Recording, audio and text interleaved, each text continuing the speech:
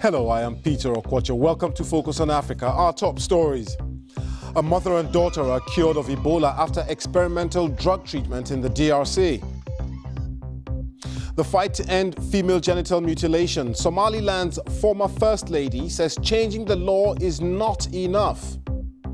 I have understood the resistance to holding on to this very, very old tradition. And I have come to understand that legislation alone will not stop it. Kenyan police searched the house of a tycoon in Mombasa in an investigation linked to a high-profile drugs trafficking case in the US. Also on the program, a not-so-golden age. How are Zimbabwe's elderly dealing with the huge rise in inflation? I am saddened when I see my beloved sitting in that corner from morning to night. I would love to give him a banana, an orange, or a cool drink, but we can't afford it. And in sports, after a rest day, the women's Afro basket taking place in Dakar returns with quarter-final spots up for grabs.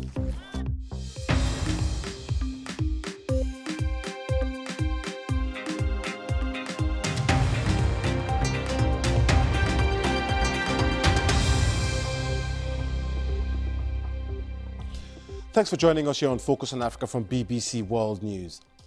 Clinical trials using a new type of treatment for the Ebola virus have proved highly effective in the Democratic Republic of Congo. An outbreak of the disease has killed at least 1,800 people in the past year in the DRC.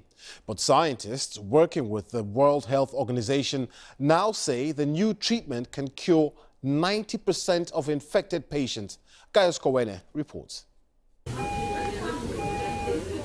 Ebola has devastated parts of the Democratic Republic of Congo. Contracting it is often seen as a death sentence. But new trials suggest it can be treated successfully. God has healed me and my child. The disease is gone. My husband fell ill, and he and I thought it was just a normal ailment, only to be told it is Ebola. Then I got ill and was in hospital, but as you can see now, I'm fine. Those who were saying there is no Ebola, I inform you that Ebola is there. One who hasn't been ill of this disease can deny it, but I know it is there and spreads quicker than any other disease. It kills very quickly, but it also can be healed.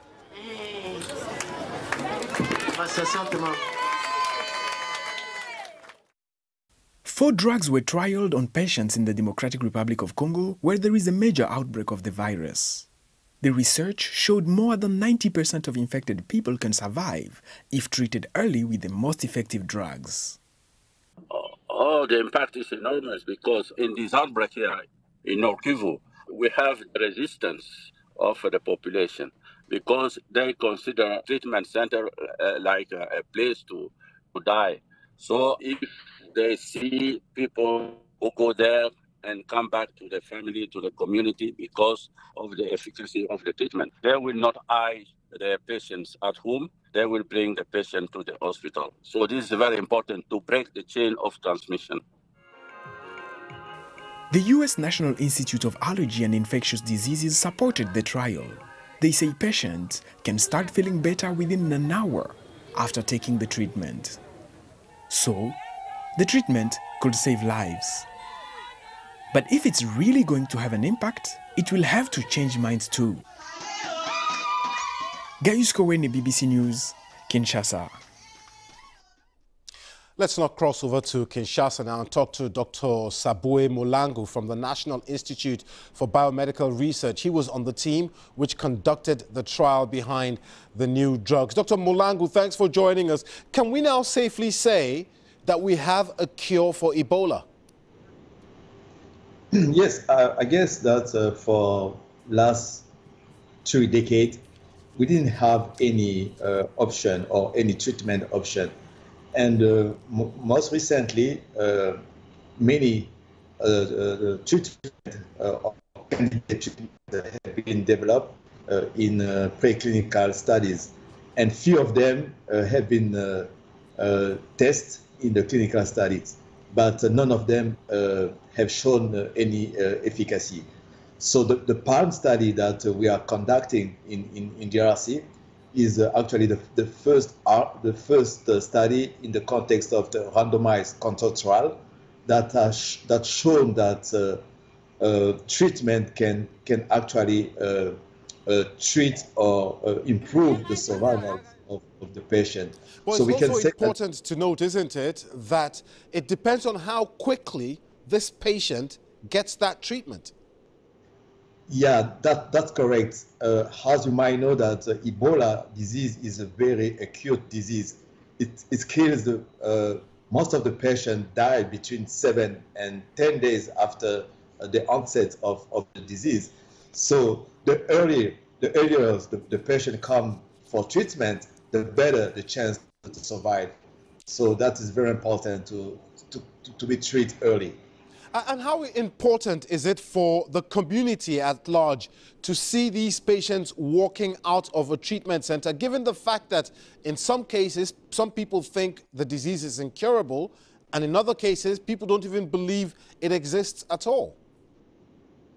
Yes, that's very important that to see the patient to the treatment center and to come back alive. That really send a very positive and strong message to the community. So they will no longer hide the sick patient in the community, but instead of that, they will come to seek for treatment and they will receive treatment. And that's a really positive message for the community to help to control these outbreaks. And Dr. Mulanga, very briefly, if you would, these are just clinical trials that have taken place. I understand that over 700 patients were treated with this.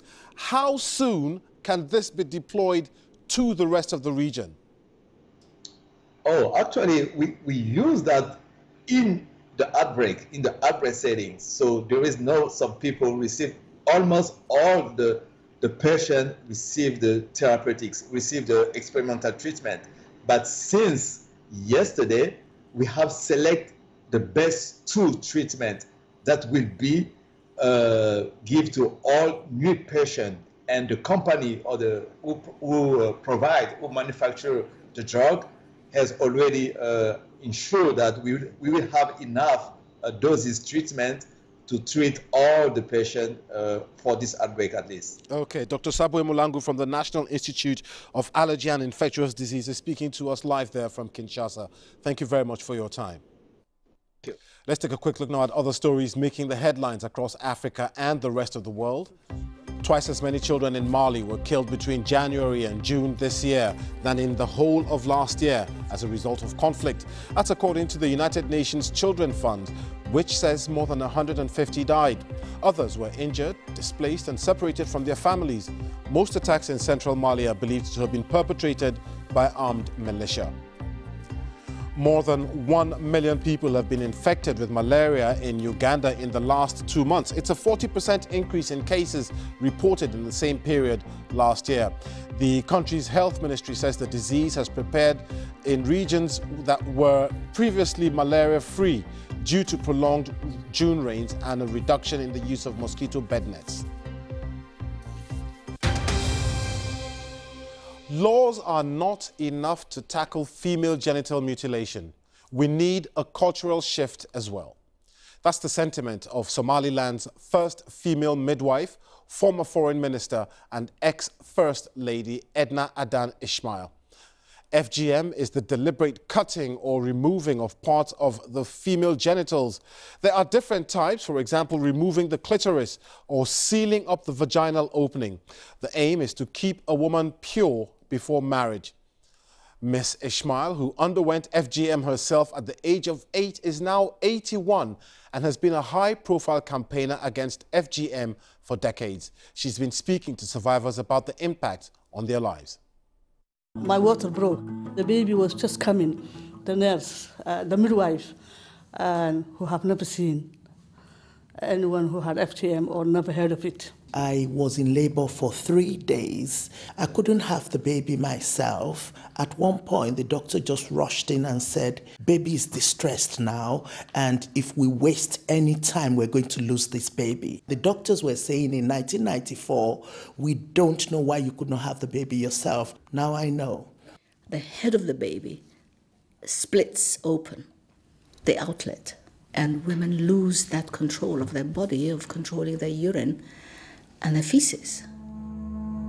You don't have the libido. When you are being caught, you don't feel what millions of women out there feel.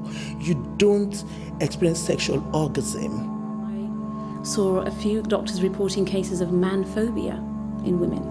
And the manphobia said the women had undergone FGM and they did not want to have anything to do with men at all. You start having like post-traumatic stress, flashback from what had happened to you, and then you become withdrawn because you can't give them that sexual satisfaction that they want, and they seek solace in other women to do that for them, possibly those that have not been caught. And then a lot of broken marriages. We have a lot of broken homes. It's a revolving cycle. It's being done everywhere in the world through immigration, and it's about time that we face it as a global problem. It's no longer an African problem. Well, earlier today, I spoke to Ms. Ismail and began by asking her where Africa is in its fight against FGM. Well, not where I would like it to be. There are countries that are doing great efforts to try and sensitize their people. Education plays a big role.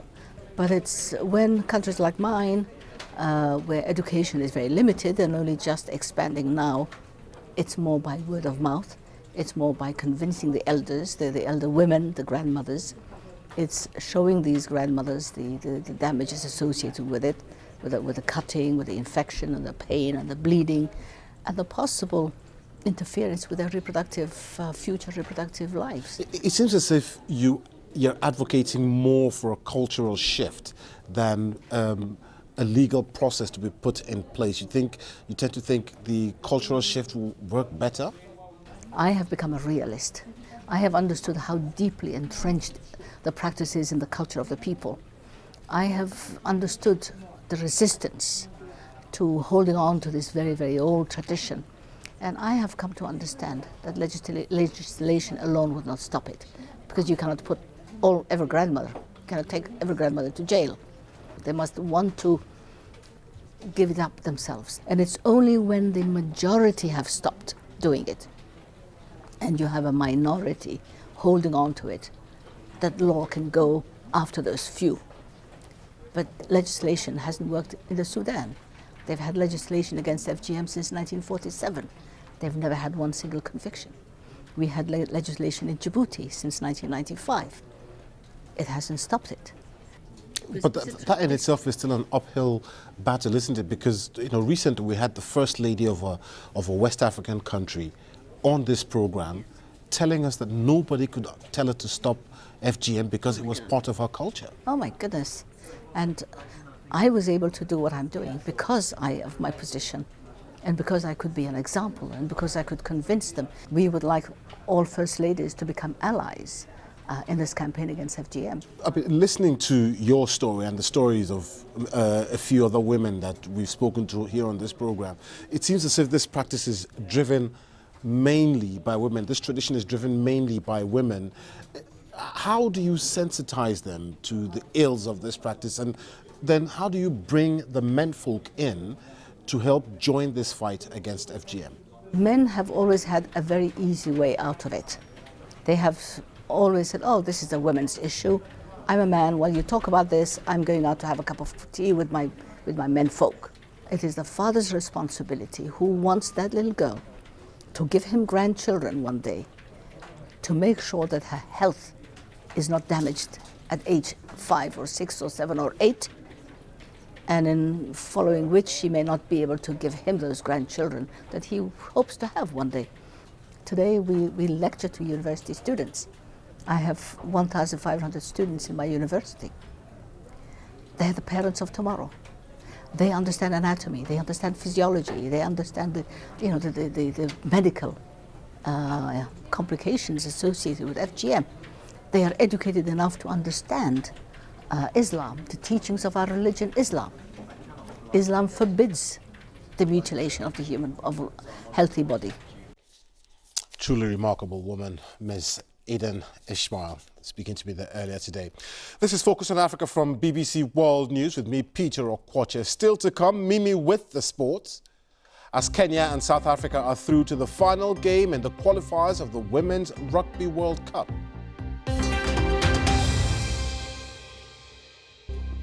I'm Peter Okwache. The top stories this hour.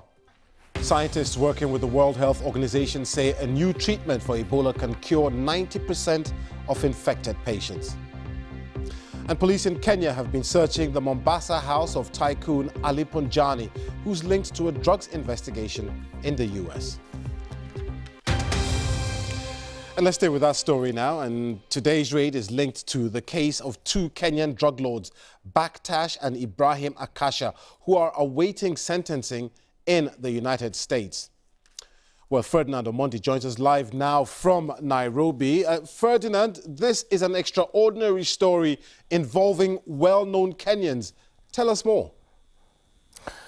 You're right. This is one of the higher profile operations, if I may say so, involving alleged drug trade here in Kenya. Mombasa County Commander Johnson Ipara telling journalists that they had suspicions that they said businessman was either involved in drug trafficking or linked to people who are in that business. And after obtaining a court order, they had a 9-hour operation trying to find evidence of the same. They did not find any large amounts of drugs, just 2 rolls of bang. However, they did find 3 foreigners in that house, 2 Nepalese citizens and an Indian, a Nepalese woman who they identified herself as Punjani's wife and has been detained as persons of interest.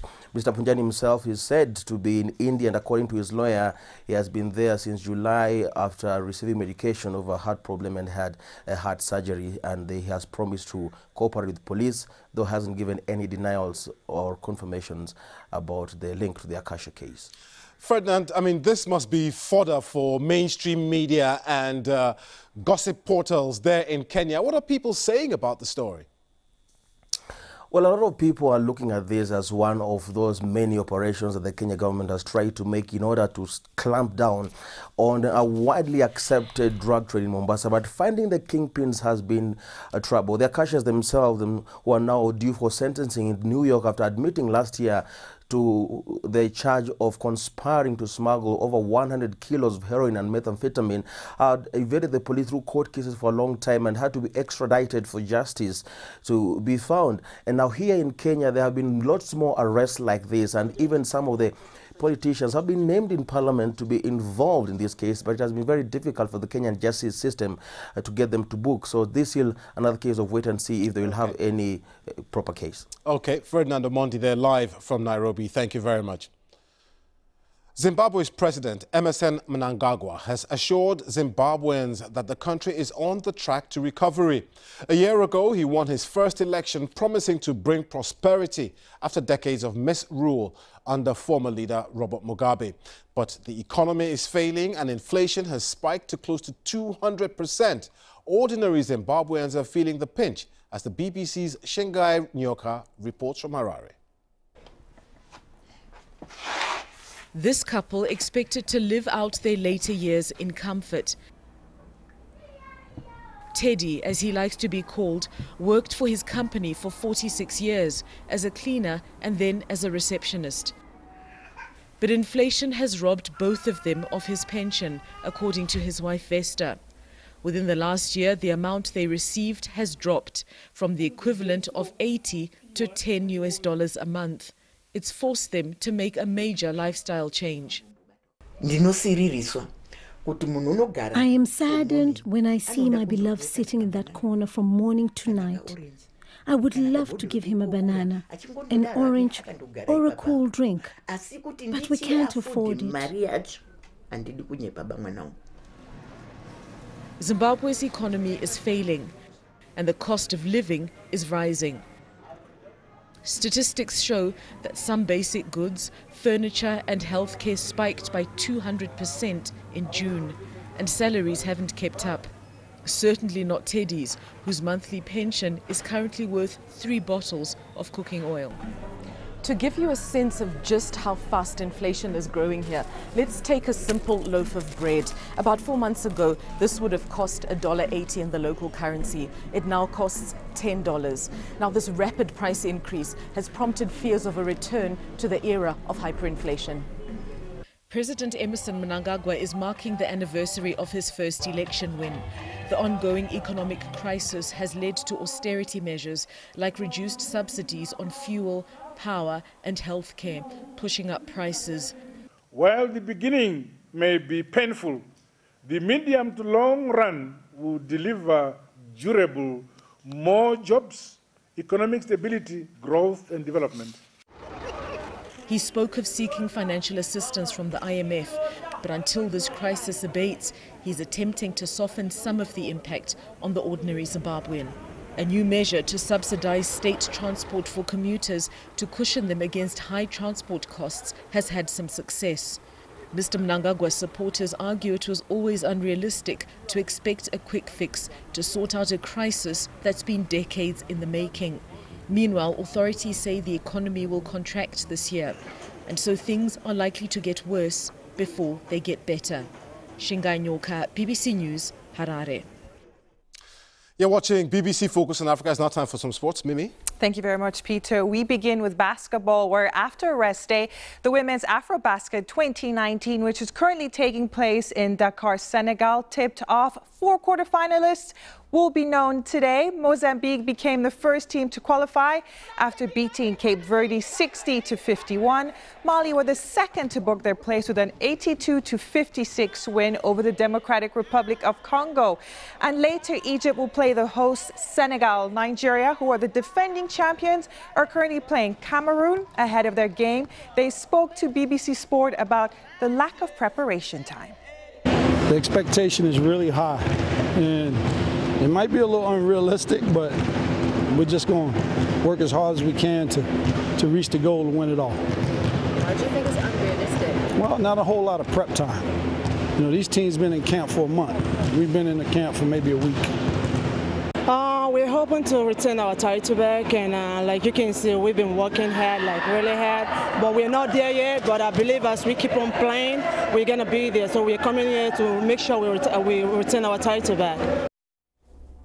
In rugby, Kenya and South Africa have lined up a final with each other this weekend in the last qualifier for the Rugby Women's World Cup.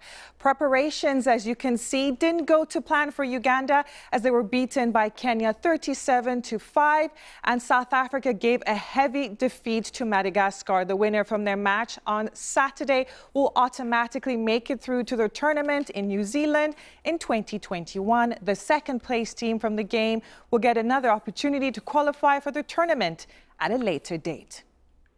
And to hockey, where the Olympic qualifiers for Tokyo 2020 are taking place this week. The overall winners in both the men's and the women's competition will qualify. Now, here's what the table looks like so far. Later, South Africa will be taking on Zimbabwe in both the men's and the women's game.